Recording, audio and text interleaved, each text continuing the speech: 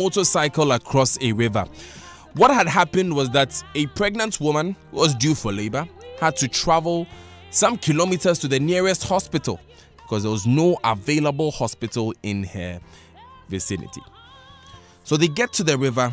She gets there on a motorbike. They cannot cross the river because there's no bridge there. There was a bridge there. The bridge is broken. So they carry the motorcycle across the river first. They push 2 planks through the tires, raise the tires above the level of the river. They cross the river. They come back. They place those 2 planks underneath a cane chair. They put her on the cane chair and then they cross the river as well. Unfortunately, when they got to the hospital, the child was stillborn. This was in Nangruma, in the Mamprogo district of the northern region. We spoke to the DCE afterwards, told us that in a few months, the bridge will be fixed. He's talking to the health ministry officials about opening the hospital. This hospital has been closed since 2015, when it was completed. This morning, we spoke to Hashmin Mohammed, preparing to get on the show. Hashmin informs us that another woman has died herself. She was also pregnant. She was also on her way to the hospital to give birth. She also had to cross the river with her husband. And unfortunately, she passed away before she got to the hospital. So this morning we are asking ourselves, really, are these deaths not avoidable? Are we not ready to do what must be done to avoid these deaths? We will be speaking with officials of the health ministry. We will be going back to the DCE to be certain on what is being done. And we'll look at this issue of abandoned health facilities across the country. Speaking of abandoned projects and facilities, we have an update on the Madina Adenta footbridges that we have been following since last week. The Residents Association will be joining us this morning. We are informed 3 more people have died from pedestrian knockdowns on that highway, bringing a death toll on that highway alone to 185 after all the advocacy that has been done since 2014, really. They didn't really start here. This morning on the Super Morning Show, we are asking ourselves why. Why are these things happening still? So let's hear what the DCE for Mamprogo had to say when Hashmin Mohammed contacted him about the situation. Listen. It's very, very true. We have to ensure that by next 2 months it will be equipped, because the contractor, when they called me, I called the contractor and I told him that I want by next week you should get the equipment or the materials ready so that we give it to the Ministry of Health so that they furnish the place and then they get a nurse to that place and the facility start functioning. Okay, all right. But will you visit the woman at I will. So he's a citizen of the district. Tomorrow, I'm currently with the Vice President in Tamale. Inshallah, by Monday, when I get back to the district, I will visit the woman. I have to go and ensure that, though she lost the baby, but we have to go to ensure that she herself is in good condition, and we are also arranging to put up a temporal measure to provide a small boat for the people to be crossing. You know, that place is not just like, it's not a big river, it's a stream. Maybe that particular day that it occurred, today if you go there, you can cross. That's the nature of that. So we put it there, if not for this year, but next year. But it is not our hope that it shouldn't be breached. It's our prayer that by next year we do something about it so that we get a lasting solution for it, and this problem will not come again. And another major problem is not only about Nangruma. The whole entire Mamprogo Madure have a problem relating to healthcare delivery. The district itself have no district hospital. We don't have a district hospital. So even if the woman case were beyond the control of the nurse or even his AC and they are referred, they have to go outside the district, either Sandema, Mbisi or Walawale, which is also very serious. And it's not only that place that we have challenges. If you, the people of So, Burma, Sapaba cannot also have access to healthcare. In our report to NADMU, we wrote all those things. Because there are some people as of now, they cannot have access to healthcare because they have been blocked. They have been blocked. How many communities? About 6 or 7 communities at the eastern part. And then when you get to Mankargo cannot come to Kobari. Patargo cannot come to Kobari. And that is where they also access their healthcare. So there are a lot of problems in Mampurku Mwadure. Road network is a major challenge. And it is not a problem that started today. It's a problem we have to come together as stakeholders to be able to solve it. It is not one party issue. It is an issue that as a district we have to make sure that we talk to the national authority, we talk to government to come to our aid. Whether party A or party B, the development of the area is very paramount. It's very, very important. Thank you. So if others are saying we are not doing this, we are not, it is not about who does that. It's about who have the interest at heart. It is about who bring what the people need. It is about who develop the area, make sure that our roads are consulted, make sure that there's hospital, a district hospital, so that our referral case, we can handle them within. All right. Thank you. So that was the DCE for Mamprugu responding to questions from Hashmin Mohammed, talking about how temporary measures would be applied to ensure that this does not happen again. He's talking about a canoe being put on the river, whilst a bridge will be constructed by next year. Talking about collaborating with the health ministry to ensure that that hospital, which was completed in 2015, will be opened. Of course, we will be speaking with the DCE again this morning and also officials of the health ministry to try and get an understanding of exactly when we are going to see these facilities open. But Hashmin Mohammed has joined us on the line. He is the one who has been following this story for us. Hashmin, good morning. Good morning, Daniel. We understand you have been to visit this woman. Yes. Yesterday, I was at that community in Naguma. It is a very remote community, hard-to-reach area in the Mamprugu Mwadure district in the northern region here. And the incident itself happened on last 2 weeks, Sunday. A lady in the community by name Mercy, she's 24 years old. She complained to the husband that she was having severe stomach pains. And the husband called his friends for them to assist him, help him to be able to cross them through a stream that is in their community, because the only clinic in Naguma is dysfunctional. The assembly is yet to commission that clinic. And unfortunately, that very day, the volumes of water at that stream was very, very high because of the spillage of the Bagri Dam. And that very day, it rained very heavily in that community. Now, they were able to cross the stream, and their ordeal started when they were trying to access the nearest health facility in Izesi. From Naguma to Izesi is about 13 kilometers, and the road there is very, very bad. So they had to use the bush on a motorbike to get to Izesi. On their way, midway in the bush, the lady delivered in the stillbirth, and the baby died. Unfortunate situation there. So the baby was born dead because he was stillborn. Hashmin, we understand this is not the only time that something like this has happened. Well, just on Saturday, another community in Namu, it is also a very hard-to-reach community in that very same district. A pregnant woman died on her way to Kubore to access maternal health care at that community. And that they made a call to Sandima Health Facility for an ambulance to come and transport the pregnant woman to Sandima Polyclinic. And because the roads are very, very bad there, many of the roads and bridges have been cut off by flood water. So the ambulance couldn't make a journey to that particular community.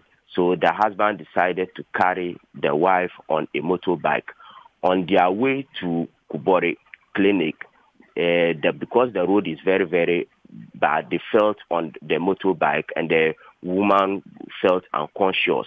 So when they finally managed to get to Kubore Clinic, the woman died with the baby at that particular facility. The difficulty in that particular district is that they have a difficult emergency healthcare delivery there because they do not have a district hospital and they do not have a single doctor in that particular district. So under emergency situation, they have to go to Fumbinsi or Sandima, and that requires travel for about 2 to 3 hours from their district to Sandima or Fumbinsi. These are all communities or districts in the Upper East region because the road linking them from Mwaduri to Wale in the West Maputo district for them to access health care in the northern region is very, very bad. It has been cut off by the spillage of the Bagri Dam. So for them to be able to access health care, that means that using alternatives, and all the alternatives are in the Upper East region. So that is just the difficulty. There are a lot of ongoing road projects there, but all of them have been abandoned by the contractors there because the contractors are saying that government is not paying them, and the residents there are paying dearly for that.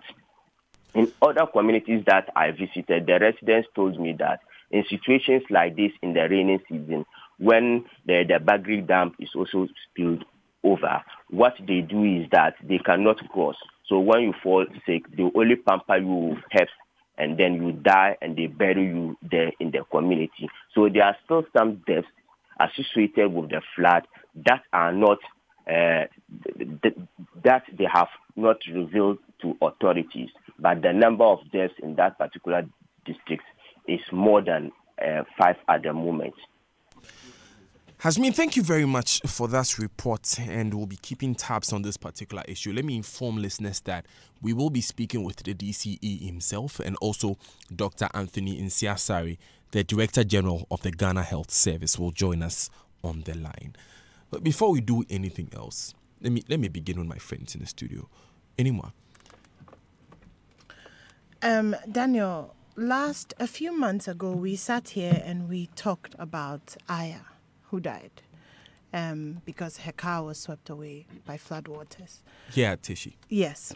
Last week, we talked about a family who died because their car was swept away by floodwaters and because the bridge was half broken. Today, we're talking about 2 women, one who has lost her life and her baby, and another who has lost her baby because of a water spillage, a rising stream, and there not being a bridge for her to have traveled on. Last year, in 2016, there was a story about this same area where they had reported that about 20 women had lost their lives in about 3 months trying to get to the hospital, November 2016. That's 2 years ago. So 2 years later, we're sitting here having the exact same conversation about something that is so avoidable that it's painful to talk about. So the UN released the report about maternal mortality. There's a part of it that got to me. It said that maternal mortality could be reduced by 90% to 38 per 100,000 live births if universal access to emergency obstetric and neonatal care is provided. So just by making hospitals available and accessible, we can reduce maternal mortality by 90%. I'm going to say that again. Just by making roads and hospitals accessible and available, we can reduce maternal mortality by 90%. It's not complicated. It's not difficult. It's not rocket science. It's about building bridges. It's about clearing roads. I heard this story about the woman who died and her baby, falling off a motorbike and becoming unconscious and going to the hospital and eventually dying. is such a painful and unnecessary way to die. Doing something that is so natural and something that is so everyday as having children. Why do we have to die if we're having children? Why do we have to die because the roads are not accessible? Why do we have to die because hospitals have been built but have not been commissioned? Why do we have to die because we have to be carried over rivers of water and riding on motorcycles? I've been in labor twice under the best conditions that this world can offer, and it was a harrowing experience both times because the pain is indescribable. Much more sitting on a motorcycle, much more sitting in a cane chair and being carried across water, and much more at the end of that ordeal, losing the baby that I have labored for. I don't have the words this morning to describe how harrowing it is that in Ghana, this is still happening. And it is not happening in Accra. It is not happening, what's happening in Accra, but in a different way. But it's not happening in Accra to the rich people. It's not happening to people who have opportunities and advantages. And this man who recorded the video kept on saying that, are we not part of Ghana? And that's the question that I am asking this morning, that are we not part of Ghana? Is building a road too much to ask, Daniel? Is commissioning this hospital too much to ask? How many more women will die before we say that enough is enough? Barring any other complications, this woman who's 24 years old, Mercy was 24 years old. She's young, she's healthy. There's no reason why she should have lost her baby. So barring anything else, she would have been fine. But this is where we are this morning. So.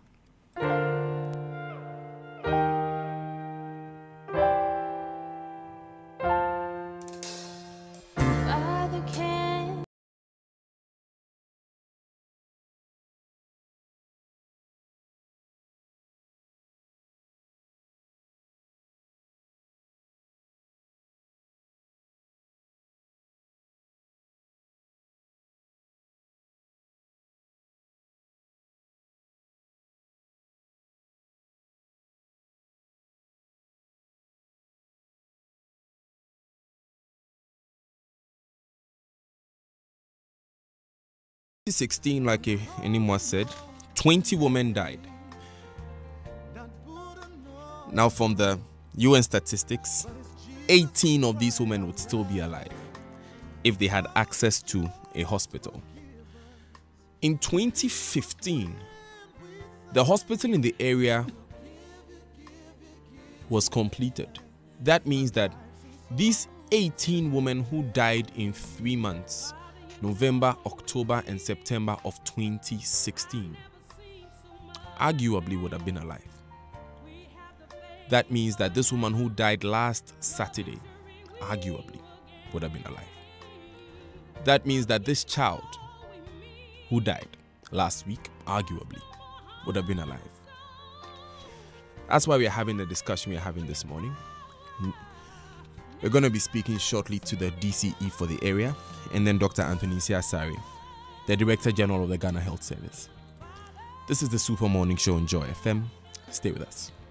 It's a new day. I want you to first think big, not small. Think of how great we can be when we work together. Together, we can ensure that our hard work will provide a better future. Together, we can provide a foundation for you and your business to succeed, regardless of its size. Together, we can create opportunities for all.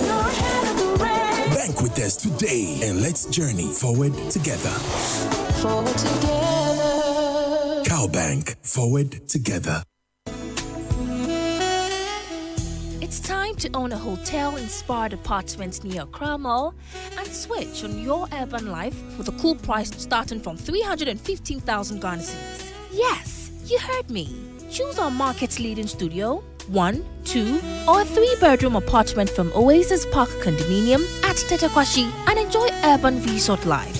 For this and more, call Evelyn on 0204 343 011 or Kojo on 0204 343 008. This is another catered development by CPL Developers. CPL Developers, built for life.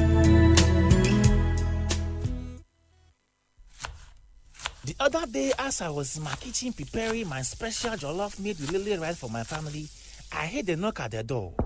It was my mechanic. Instead of calling me to pick my car, he brought it himself. I said, "Cho," he said, "F-O." I said, "Take the car back. I will come and pick it myself." As I turned off the fire from under the lily jollof, there was another knock at the door. It was my neighbor. I said, neighbor. He said, "F-O, my dog has jumped your wall again, oh." I said, "Don't be silly. You don't have a dog." My wife and kids came home, and we sat down to enjoy. Cho, it was my pastor. He said, "Bless you." I said, "Bless you too." He said, "Did he come to church on Saturday?" I said, "Acho, but why are you coming to tell me this on Wednesday?" Having to fend off visitors at mealtimes because of Lele's tasty aromatic rice? Celebrate every mealtime by sharing with friends and family near or far. Lele, tasty food, happy family. Acho. This advertisement has been vetted and approved by the Food and Drugs Authority. Everybody get on down. Do you want to explore the many opportunities renewable energy technologies come with? The Ghana Renewable Energy Fair is here again. Organized by the Energy Commission and the Ministry of Energy on the 9th to 11th of October, the fair would be held at the Accra International Conference Center under the theme Renewable Energy, Exploiting Energy Resources at the District Level. Highlights of the event would include educative technical sessions, innovative policy debates, and many more. Attendance for this event is absolutely free. This event is partnered by GIZ, ECG, NETCO, main sponsors, Wilkins Engineering, and the CREE. Media partners, Joy News, Joy FM, Star FM, Daily Graphic, and Business and Financial Times. For more details on exhibition, participation, and sponsorship, contact 020-518-17799 or 020-9846-454. Everybody get on down. Joy 99.7 FM.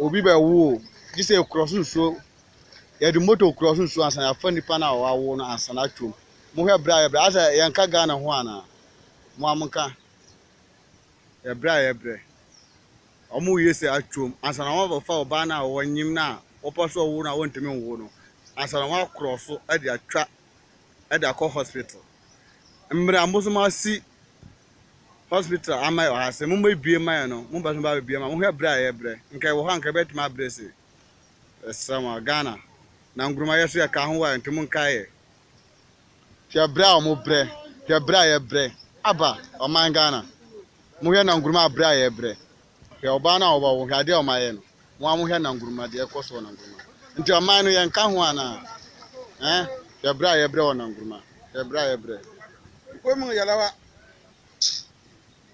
ya bra ya bre nti ye na nguruma ye nka ho our lives and souls today. Father, you know we need it. I've never seen so much pain. We have the faith for now. Your victory we will gain. Father, you know we mean. It's 25 minutes to the top of the hour here on the Super Morning Show on Joy 99.7 FM. You just heard the voice of a young man who was describing a situation that is very uncomfortable for all of us this morning. A pregnant woman has to go to the hospital. She first of all, is traveling on a motorcycle. She gets to a river that has a broken bridge. Her husband has to get help from his friends to carry the motorcycle across the river first of all, put her in a cane chair, cross the river with her. Unfortunately, on their way to the hospital, after they had gone through this ordeal of crossing the river, she lost her baby. By the time she was in the hospital, the baby was dead. It was born, stillborn. This morning, we want to get some answers because we understand there is a facility in that community that was built in 2015 and has not been opened. We've been joined on the line by Dr. Anthony Nsiah-Sarri, who is helping us understand what these issues are. Good morning, Doc. Good morning. How are you? Well, Doc, we are trying. This morning we are trying. Dr. Nsiah-Sarri, for those who may not know, is the Director General of the Ghana Health Service. Doc, in the first place, has this situation come to your notice? Yeah, thank you very much, and good morning to your cherished listeners. Yes, I also saw it on the social media. A lot of people send it to me, both from within and also outside the country. And I look at it. I quickly then thought, they told me it's from in Upper East region. But when I found out it was in Northern region. You see, apparently, I've worked in Northern region before. I was in Northern region in the 90s for 5.5 years as a chief executive or medical director of Tamale Regional, then became teaching hospital. So I know the place very well. We used to call it overseas. And this is what happens almost every rainy season. The people there are cut off. So that one is beyond the health sector. That's a developmental issue. I'm sure if there's a bridge over the river, people can easily cross to other side to seek referral services from other side of the district. But I also found out from the regional director, and I understand the district chief executive there also spoke, that the facility you are talking about is not fully completed. We in Ghana Health Service, when such facilities are built by the district assembly or by government for that matter, then we are then asked and then we go in and then service the people. We send staff and everybody there. So that's how it is. We are on the tour.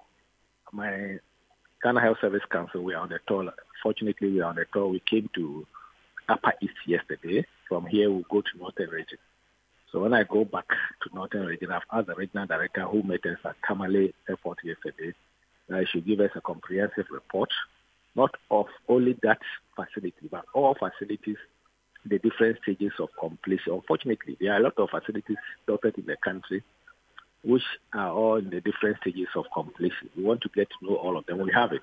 I want to update it and then ask for the necessary financial inputs to complete it and equip it so that we will send staff there to go and work.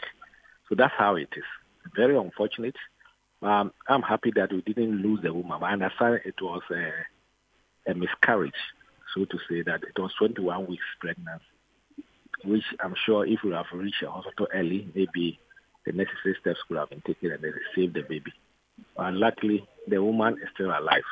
So I will tell the family to take heart while we in Ghana Health Service and the Ministry of Health, for that matter, look at ways of making sure that all these facilities are completed. Because I always say that if you have a facility that has been put up and it's not completed and it takes such a long time, because even putting up a hospital doesn't take such a long time that putting up a small health centers and chief centers from 2015, as you said, have not been equipped and completed and used because the building is not completed. Some of them, understand, have no furniture and all sorts of things.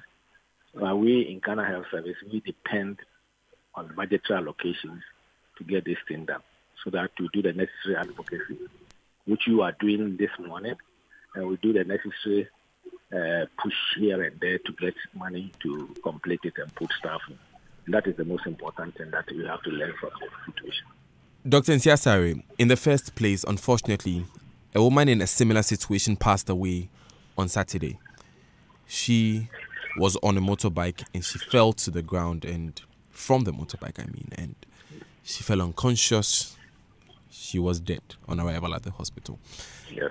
These are all developmental issues. I believe that a woman who is being transferred from one facility to another facility should not be a motorbike, but rather it should be in a system where the woman will be lying comfortably to go to where it's going. And that comes in the National Ambulance Service. How far have we gone, National Ambulance Service? What are we doing about National Ambulance Service? And for that matter, what are we doing about pre-hospital care? These are all big conversations that we have taken recently, even following the death of the unfortunate death of the 70-year-old man who was moving from hospital to hospital. We are taking a second look and a critical look at our pre-hospital care and also emergency services. I believe that, and I'll say it here, that there should be a way of sustaining National Ambulance Service or pre-hospital care. I think that pre-hospital care should be paid for. And if an ambulance picks somebody from one area to another area, there should be a fee. And the fee should be borne by somebody. And I always say that if you have a health insurance, which should not take care of ambulance pre-hospital care, then there's something wrong.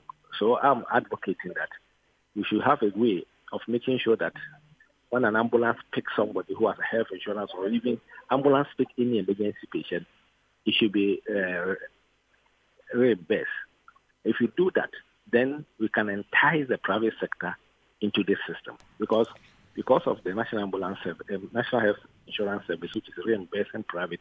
You see the number of private health facilities which have sprung up in this country, even though they are very small. They are very small private health facilities. I believe that going forward, we should have the private sector taking part in the health service delivery from pre-hospital care to rehabilitation. Well, Doc, once you do that, then the private sector will put money in, and then there will be a lot of national ambulance services in this country, so that all these areas will be served with a pre-hospital care, which will be taken care by the National Ambulance Service. That's the way forward. That's the way that I believe we should go. It's unfortunate, but I think this is how we should deal with our ambulance services, and then we have even appropriate ambulances. Air ambulance, we have what we call the motorcane, where if the road is not good, then you can have the motorcycle well built with bed and everything at the back so that it can carry such a pregnant woman from one area to another. There should be even boat ambulances. There should also be air ambulances, which will do a quick transfer of patients from emergency sites to hospital emergency centers. So this is the way that we have to go as a country. And this is what we are proposing. This is what we want to put in into the system, and then make the system have a robust pre-hospital care, and then a rehabilitative hospital care.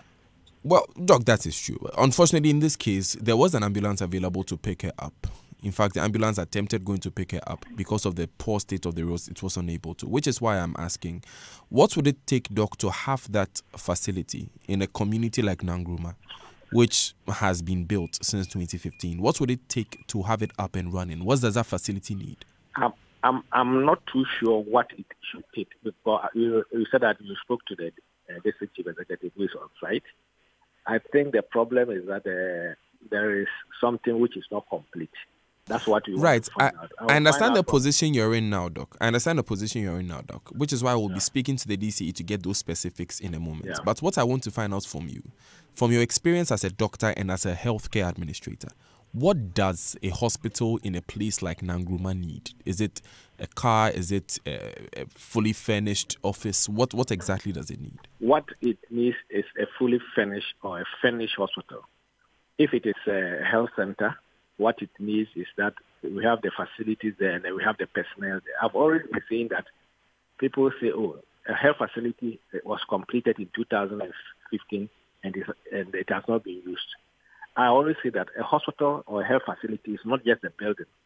It's a building plus the equipment plus the personnel. So once you have the building completed, then you have to put the personnel in. If you remember, recently, we opened 10 what you call polyclinics, which I will call small hospitals in the central region. Immediately we open it, we said that, look, we are doing training for all the people who work there, and then it starts straight away. Immediately after the training, the hospital have to start running.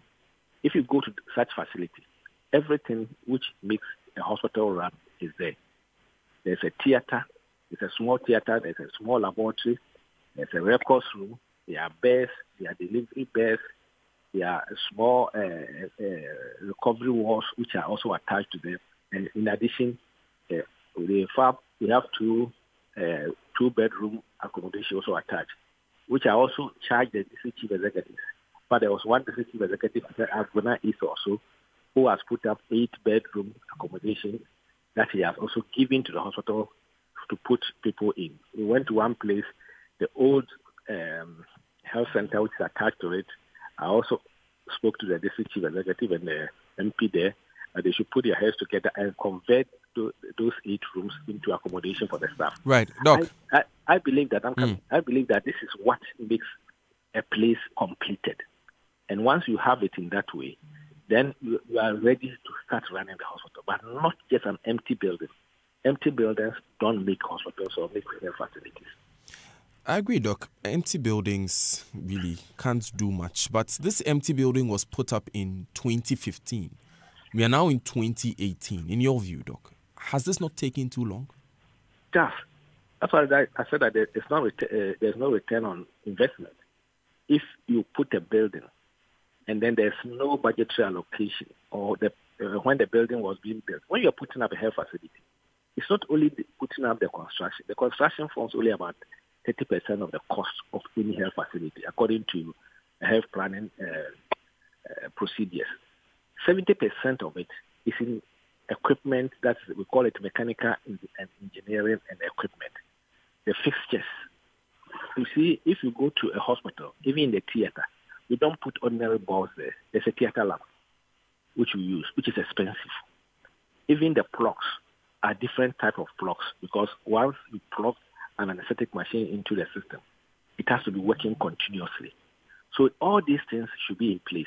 So it's not only just putting a building per se. As I said, the building forms part only about the civil works, only about 30% of the total construction cost. So you should budget for all these things. And if you think that you don't have the money to complete it, then you should do a smaller facility which will serve the community. I'm so happy about what we saw in Central Region. One of them is 30 beds, another one is 15 beds. And when you go to that community, the 15 bed will serve a purpose, because somebody will go and put a big 60-bed hospital, then the money is finished. So we should, as a country, we should have a true budgeted facility building, so that we know these are the prototype buildings that we need for hospital. These are the equipment which goes in. And I'm happy that as we speak now, there's a committee which is in place, which is trying to do a costing for standardized hospitals, district, regional, polyclinics, health centers, and chief centers. So anybody who wants to build, you say that this is the cost, plus or minus maybe 10%. And then you know that immediately you finish. And you see, hospital building doesn't take such a long time. And for 2015, I'm sure it's really a few things which are to be put in place and somebody is sitting down. No. I supervise Accident Emergency Center in Kompanochi.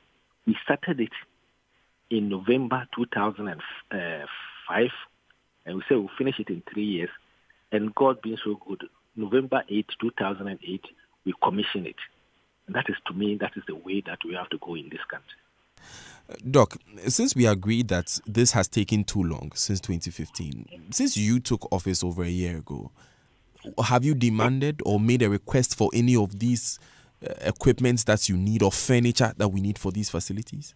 No, if this thing didn't happen, you see, if it's being built by the district assembly, the district assembly doesn't call Ghana Health Service and say that we have finished, we have handed over, we will not know.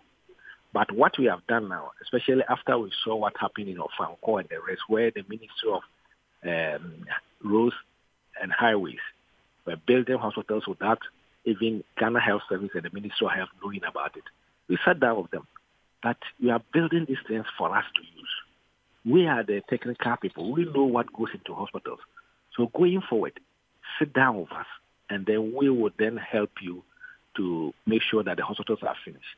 So if this case didn't come up, this video didn't become viral, some of us would not even have heard of it. But then again, Doc, you have your facilities at Sandema, Fumbisi, Kubore, Yizesi. These facilities would often, I imagine, would often report to you when they we have deaths and the reasons for some of these deaths, people traveling across 2 or 3 districts. Did we at any point try and find out if any arrangements was being made to ease the pressure on your facilities already? Yes, we do. We have our morbidity and mortality figures every month is in our DIM system, in our District Health Information Management System, which we follow. We have senior managers meeting, which will discuss these issues. But if a new facility is being built and it's not completed, it's not captured in our system. That's what I'm talking about. Yes. And especially if it is not being built and supervised by the Ministry of Health, Ghana Health Service, we may not see it. But not even your district director who is in Mamprugu? The district director, Anasan, was asked when this thing happened. Then he said they are in talks with the district chief executive. You see, since it is not going to be form part of the reporting system, that's where the problem is. But we are talking to them. Immediately they hear any of these things, they should let us also know so that we will follow. Because when I speak to a DCE, it holds even more power than when a district director is negotiating with the DCE. So all what we are saying is that we have to be working closely together, and that's what I've told the district.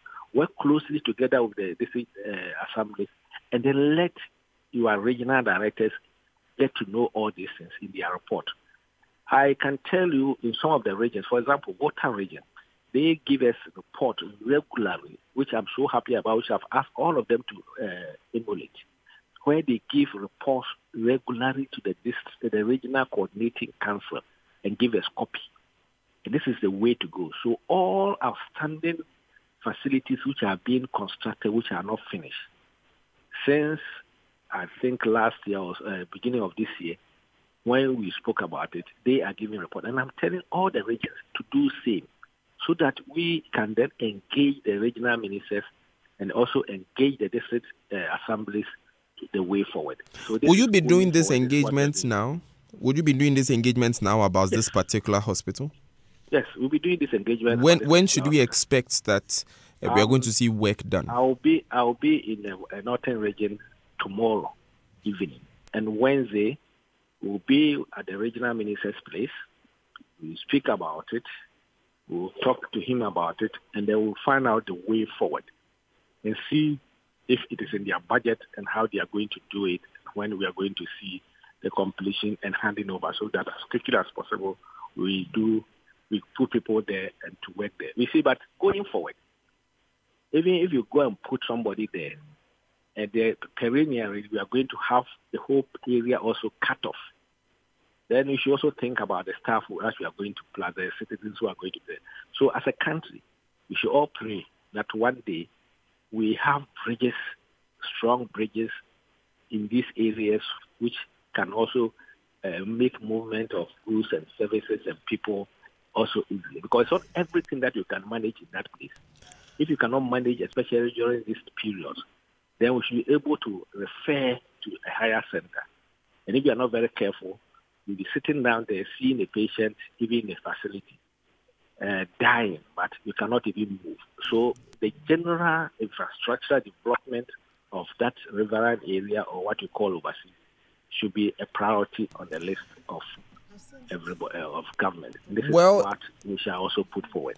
Well, the man who can answer the questions, we in Ghana Health Service will do whatever is in our capacity and the ability to do.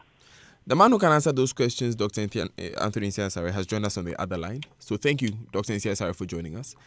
I'm speaking of the Member of Parliament for Yagaba Kubore constituency, Tanko Ibrahim Rauf. He has joined us on the line now. Thank you very much, Mr. Rauf, for joining us.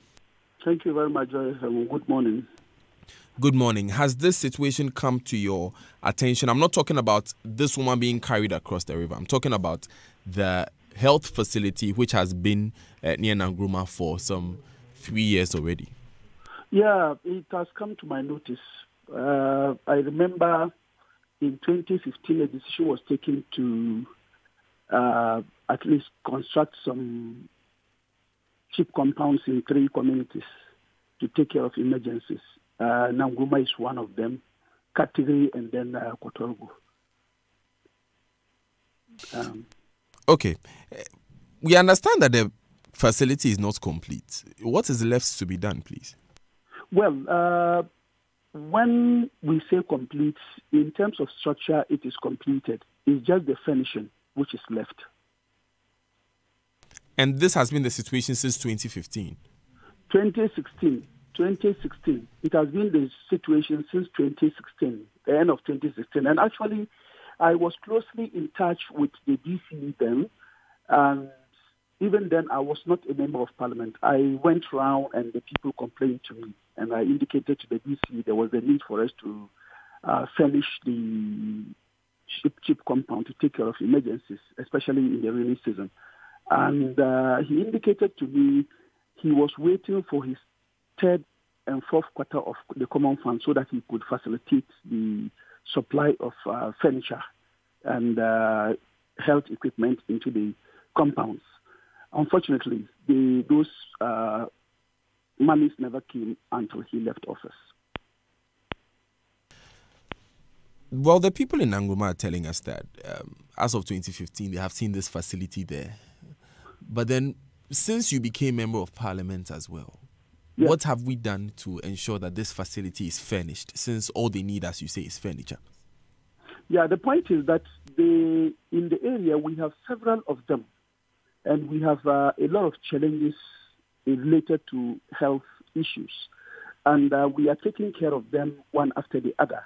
And we normally work in collaboration with the district chief executive, since our health statutory funds that is allocated to SCCS MEGA. And we collaborate with the DCEs to see to it that those structures are finished. And the current DCE, we were in consultation, and he indicated to me he was looking for funds to be able to take care of the needs of that facility. But you see, Mr. Rauf, yeah, in a spirit of delivering healthcare to the people of Nanguma, when the building was put up, was there no budgetary allocation for providing the furniture at the time that it was built? The point is that there was budgetary allocation, but you see, that is the problem of inability of certain people to continue projects that were started by previous administration. You know, the project was started by the previous DCE, the District Assembly, and then a current DCE has come, and we are putting pressure so that the thing will be completed. But here is the case. He is telling us that there was no budget for it. You know, so that's the problem. And even now, as we said, there is no meeting of the district assembly that has come, executive meeting, that they have invited me to be part of it, or a standard board meeting to be part of it to discuss issues like this. No. Mr. Rauf, which year was this budgeted for? The budget, the DCE then indicated to me that it was budgeted in 2016 after the building was started. So in 2016, the monies that came, the monies that were supposed to be made available, should have been done in 2016. In 2016, but the DC indicated to me the 3rd and 4th quarter hadn't come. So there was no way they could award for supply of those equipment into the clinic. Okay. So as of 2016, to the end of 2016, the 3rd and 4th quarter monies did not come. Hadn't come, no. They only came after 2016. For the 3rd and 4th quarters of 2016. The 3rd and 4th quarter, yes. Right, but the DCE stayed in office till somewhere mid-January 2017. As of the time, the monies are still not come. Yeah, he stayed in. Yes, and he didn't receive any budgetary allocations to indicate that this should be done, the furniture should be bought. No, the point is that, are you talking about the current DCE? I'm talking about the previous DCE. The previous DCE hadn't gotten the money into his account before he left. Okay. How much would it take to get the furniture needed? Well, currently, I will not be able to tell you outright how much you'll be able to to finish it. But it was budgeted for? It was budgeted for. How much was budgeted for it? That was what the DC told me. Okay. So you are not aware of how much was budgeted for? I am not aware of how much was it. I was not then a member of the assembly.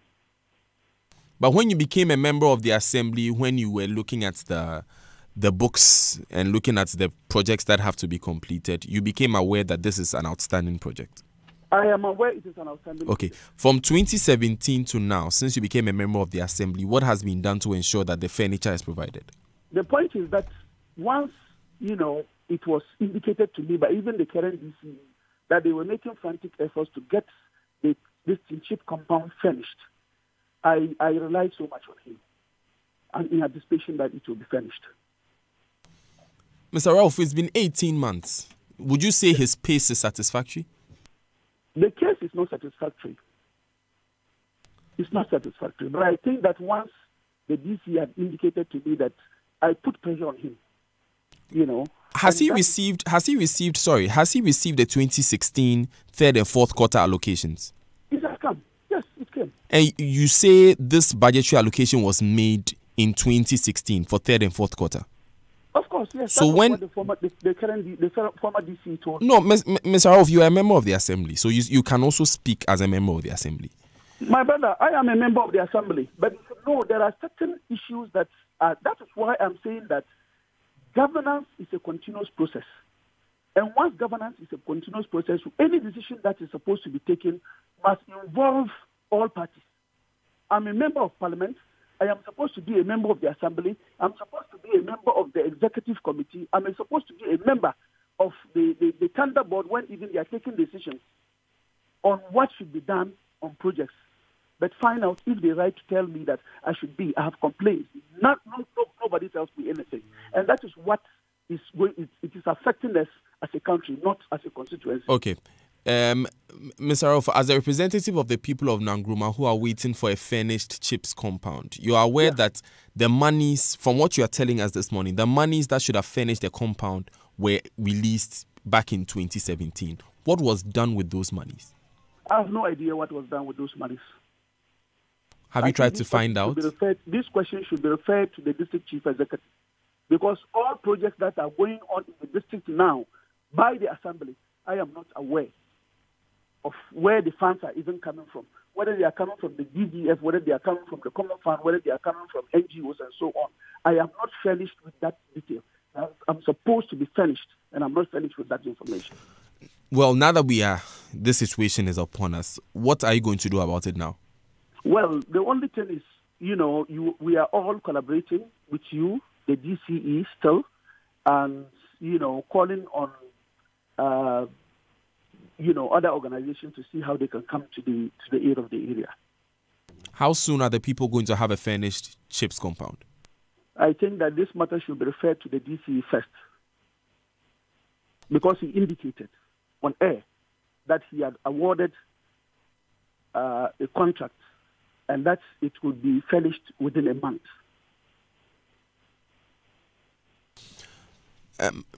Mr. Ralph, I'm sure your people in Nkrumah are listening to you now. Sure. This man who has lost his wife and his family.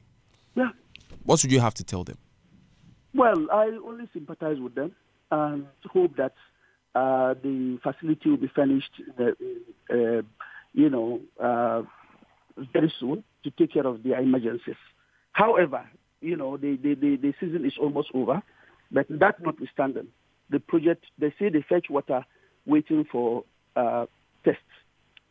So, we hope that it is taken care of immediately. Okay, thank you very much, Mr. Ibrahim Tanko Ralph. He is the Member of Parliament for Yagaba Kubori.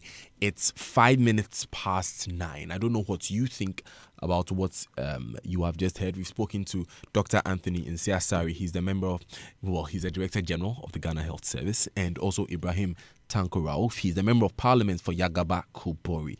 We'll take the Joy Business Minutes, and then these important messages when we come back. We'll give you the opportunity to call as well. 0302 216 541 0244 340 437. We'll be back after this. Stay with us. Welcome to a fresh week and the Joy Business Minute. Good morning, it's Charles and Karen with the latest. All things being equal, the merger between Sahel Sahara and Omnibank is expected to be completed by October this year. The two considered the merger to strengthen the chances of meeting the minimum capital requirements. Also, more merger plans unfolding as GN Bank is said to be in merger talks with Premium and Heritage Banks. This comes after GN initially failed in their merger talks with Sahel and Premium Banks, resulting in the Sahel's merger with Omnibank. Despite revising the country's credit ratings to B and a stable outlook, ratings agency Standard & Poor's warning of some serious challenges for government. It is projecting that government could face some serious financial challenges in the coming months. And insurance companies will soon have to meet their own minimum capital requirement as the NIC is to announce it in 2 weeks. Board Chair Emmanuel Ray Ankra says the proposed new limit is 50 million cedis. And that's all we have for you. Catch you at 3:06. Grab your complete bathroom solutions from Jacua with 10 years unmatched warranty. Jacua offers world-class showers, faucets, sanitary ware, and all your bathroom accessories. Visit X Interior Design Showrooms, Main Spintex Road and Kojo Thompson Road, and get your Jacua fittings now. Or call 055-250-9566 or 023-684-5512. Jacua, complete bathroom solutions.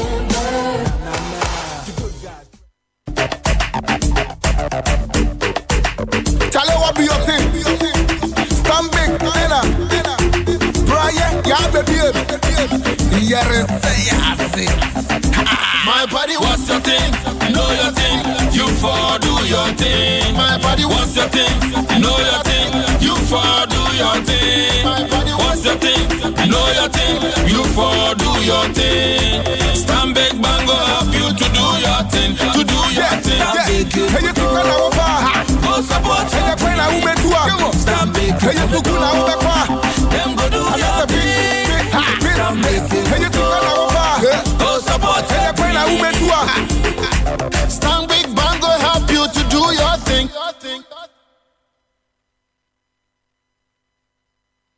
Many DVLA customers have tried and tested the new system, and they know how effective and fast it is. They have amazing stories to share. Now, here's one of them. I'm here to tell you a beautiful experience I had with the DVLA when I went to renew my driving license. I didn't spend more than 35 minutes to get my license renewed. So I will encourage Ghanaians to rather go through the normal process instead of going to the Goro boys who will in the end give you more problems. People, it works! People, it works! DVLA delivers prestige service in 30 minutes, premium service in 2 weeks, and regular service in 4 weeks. Call the hotline 0302 746 760. DVLA, your safety, our concern. Hey, Bra Kofi, your ceiling be smooth, bright and fine, Papa. That's an understatement. It dey blink like 80 carats white gold. This be Interface plasterboard ceilings. Smooth, bright, and long-lasting. Everybody wey dey come here, they feel am. Where they direct them go Interface Limited for world-class quality. If you're involved in new property development, renovation, or decoration, the right place for you is Interface Limited. Call us on 0274-999999 or visit our website at www.interfacelimited.com. When you sit down to take your college finals. Here we go. When your dream girl starts giving you her number. It's 555296. When you're seconds away from signing an important contract. Welcome to the team. When your football idol is about to give you his autograph. You need a pen you can rely on. Big Crystal Original. The long-lasting pen with perfect ink flow. Big Crystal Original. Possibilities. Africa is filled with them. People are going places. Businesses are starting up. Things are happening on our continent every day. And as a forward-looking organization, we believe there's no better time or place to do business than right now in Africa. That's why, as one of the largest companies listed on the JSE Top 40 Index on Africa's largest stock exchange, we deliver world-class expertise to grow businesses. So, if you want to go from local to International, we are a truly African organization with global reach. Absa Group, proudly serving Ghana as Barclays. For more, visit absa.africa. This message is brought to you by Absa Group Limited. With MTN Protect, this is my story. All these downloads, and I still have so much memory thanks to the cloud backup. Oh, wow! Thanks to the anti-theft feature, I can track and lock my phone even when it goes missing. What's your story? Make the right decision by securing information on your mobile phone with MTN Protect. Text SD to 1359 and experience real security solutions like cloud backup, antivirus, anti-theft, and a lot more everywhere you go. Coffee in your cup and Joy on the set. The Super Morning Show is always the best bet on Joy 99.7 FM.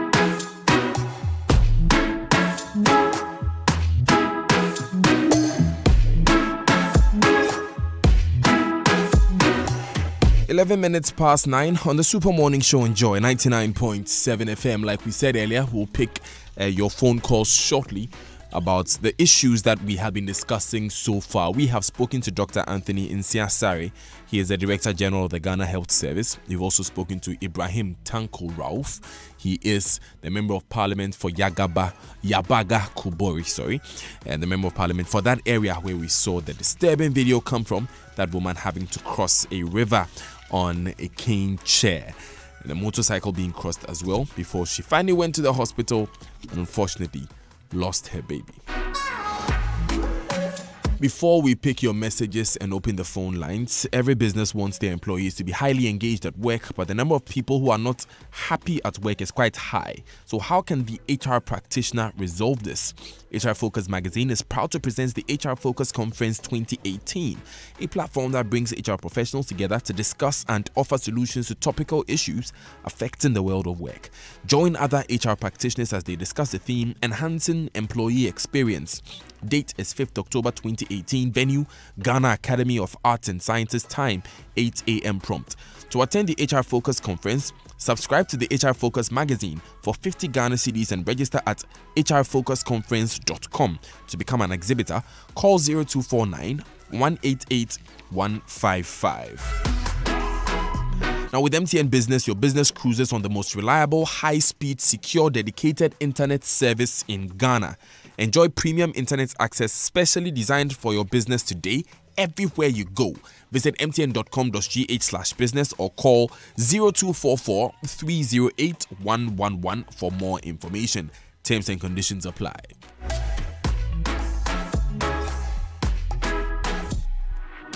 Now, the Association of Ghana Industries, AGI, in collaboration with the Ministry of Trade and Industry and the Ministry of Foreign Affairs, presents Ghana Industrial Summit and Exhibition GISE 2018 under the theme International Partnerships for Value-Added Industrial and Local Content Development from 18 to 20 September 2018 as the Accra International Conference Center. If you have any further inquiries, call 0244 933 106 or 020 999 6002. The U.S. Ghana Chamber of Commerce presents the Global Women's Professional and Business Exchange Conference on Saturday, October 6 at the Kempinski Hotel. Take your career and business to the next level and join us at the GWX Conference. Call us on 0544 326 394 or 050 726 8169 or visit globalwomenx.org. See you at the GWX Conference on Saturday, October 6 at Kempinski Hotel. Keep moving forward together. And the Melcome Back to School promo is back again. Going back to school will be memorable with the Melcome Back to School promotion. Grab items in primary, high school and college essentials such as exercise books, stationery, fridges, electric hot plates and so much more in all Melcome shops nationwide. Melcome, where Ghana shops. It's 15 minutes past 9 on the Super Morning Show. We will take these text messages and then you can call. But the phone lines are open. You can call 0302 216 541 0244 340 437. Anymore, Okay, so CBO from Adenta says, Dan, we want a national cathedral and not hospitals. Please, Accra is Ghana, not Mamprusi. But when we want votes, we will go there. Where are the women? Makosby says, I've looked at Ghana through the lens of mercy, and one thing I've realized is that some parts of Ghana are only wanted for political votes. Look at how choked Accra is when the rest almost have nothing. I lived in a village in the Upper West region, and the only means of transport was by bicycles or walking for miles to find help. Where do the president and vice go for their medical checkup? Where do most of our known politicians go for theirs, and where do their wives go to deliver? Where does the Queen of England go for medical treatment, or even the President of Kenya? They have built a better healthcare, educational, transport system for themselves, and we fund their systems by using their facilities. Why not our own? Even the central region is cut off from Ghana. Why? Don't we all vote and pay levies? Crossing rivers during rainy season to get to hospitals in this day and age, shaking my head. Consequences are stillbirths and loss of lives of women. This is sickening and unfortunate. I'm not surprised because even in Accra, some roads are still under construction after 16 years of commencement of a project. As a nation, I think the national cake is not being shared equitably. It's as if some people, areas and places are more important. And that's from Don Carlo in Dakuman. Let's go into the phone lines now and speak to Kwame, calling from Laboni. Good morning, Kwame. Good morning, Daniel. How are you? It's been a while. Yes, Kwame, it's been a while. Unfortunately, you're not calling me on a very good note. Let's hear you. Pardon me? I said, unfortunately, we are not speaking on a good note this morning. Someone has, with all that has happened. I watched your documentary, and believe me, tears build in my eyes, and I think the problem with Ghana is this: when a government started something and another government assumed office, it's like they just leave those things to rot. And you see, the same thing I can say the same thing to the sugar factory. You see, we, under Mahama, a lot of health posts were at least being built. You can see so many. And today, go all round. I am giving job to Joy FM. Go and shame this government because all those health facilities are in the bush. Okay. You can even catch rats in those facilities. Right. Thank you very much, Kwame, for calling us from Laboni. OJ is calling from Taifa. Good morning, OJ. Good morning, OJ. Yeah, good morning, Daniel. I think for the politicians, we can't blame them much because we are voting them into power and we are we're giving them blank check. Why I'm suggesting that maybe going forward, we should put all of them on a single spine. All politicians should be on a single spine. They will think further. Because we've given them V8 to ride on the moon and where they don't feel anything. I took a trip to Legon and I went there to look at the new hospital. I nearly wept. And meanwhile, the Minister of is still keeping his job. The president seems to be asleep. Same thing happened in Tanzania. The president went to the hospital, gave them 3 days, and within 2 days, they fixed new beds and everything. Where did they get the money from? I think it's laziness. Thank you very much, OJ, for calling us from Taifa. Let's take a few more messages. Okay, Abu Mohammed has joined us from Japong. Good morning, Abu. Hello, good morning, my brother. Let's hear you.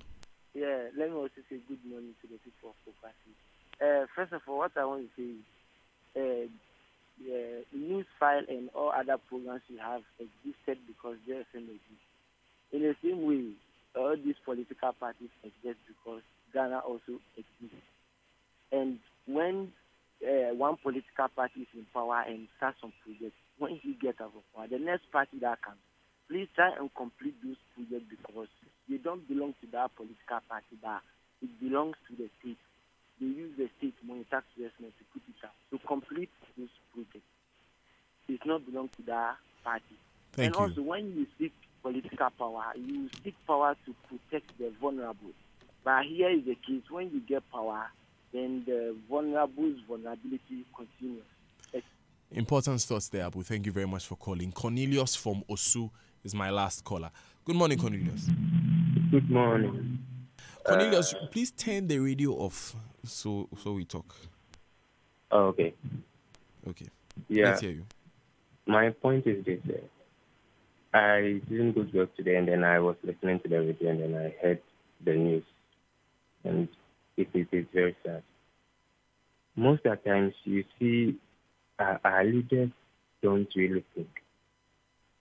When it is time for you to get your ex-gratia and whatnot, you remember to write letters and then put in requests and whatever you have to do to get it. But when it comes to the work that you were appointed to do, you just neglect it and pretend as if there's nothing happening. What kind of country are we living in? You see, yeah, it is very bad. Thank you very much, Cornelius, for sharing your thoughts with us this morning.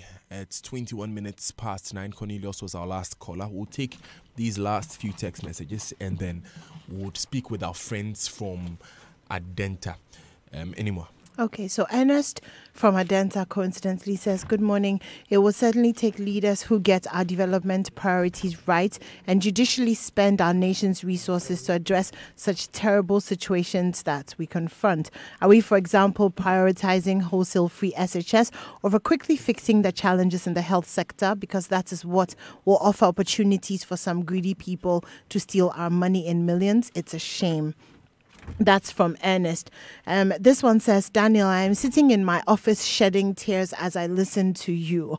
Why and why? What have we done to deserve this? When will the president or a minister be a victim of this circumstance? And what will be the immediate reaction? I feel so sad because I don't know. It could be my brother, my sister, my mother, or any other family members. Where have all the so-called human advocates gone? Not long ago, Occupy Ghana and Co. were all over the news. What has happened? The popes, bishops, and apostles have suddenly lost those kinds of messages on their pulpits. That's from Funky. Good morning. Why won't this poor pregnant woman lose her baby in spite of all the hell she went through? We're in a country where our leaders place premium on building a national cathedral and buying V8s to the neglect of the taxpayer. That's from Selassie Akabutu in East Legon. And finally, I think MPs must be held accountable for development in their constituencies and must present reports with maps to show how development of their areas are going. Who do the DCEs report to? If they're not working well, then they must be changed. That's from Na in Osu. Thank you, Enimwa, and thanks to all of you for tweeting and texting and calling as well. It's 23 minutes past 9. We're going to take these important messages. When we come back, we'll be joined by the Concerned Residents Association of Adenta, members of the Concerned Residents Association of Adenta, plus their assemblyman. Why? Because 3 more people have died on the Madina-Adenta highway from pedestrian knockdowns. That brings the number of people who have died on that stretch of road to 185. Avoidable deaths if there had been a footbridge.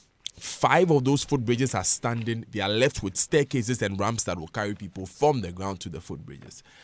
And we've been waiting for years for that to happen. We'll come back from this break and talk about that. Stay with us. This is the Super Morning Show.